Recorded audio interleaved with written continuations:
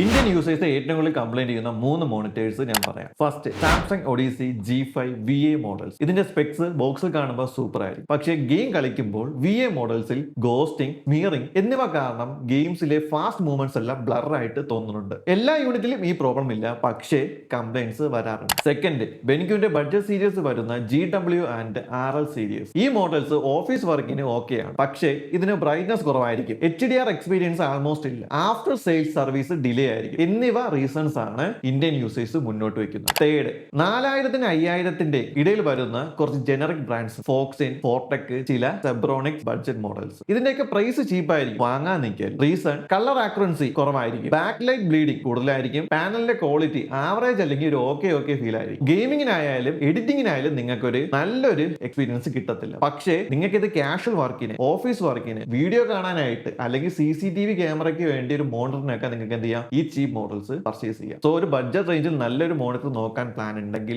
LGയുടെ IPS series നോക്കുക, അതേപോലെ Acerന്റെ IPS series നോക്കുക. ഇതിൽ better quality, better warranty, long time യൂസിനും ഈ മോഡൽസ് സ്യൂട്ടബിൾ ആയിരിക്കും. നിങ്ങൾക്ക് ഏറ്റവും കൂടുതൽ നല്ലൊരു എക്സ്പീരിയൻസ് കിട്ടിയിട്ടുള്ള മോണിറ്റർ ബ്രാൻഡ് ഏതാണ്? നിങ്ങളുടെ അഭിപ്രായം കമന്റ് ബോക്സിൽ പറയുക. അത് ബാക്കിയുള്ളവർക്ക് ഒരു ഹെൽപ്പ് ആവട്ടെ.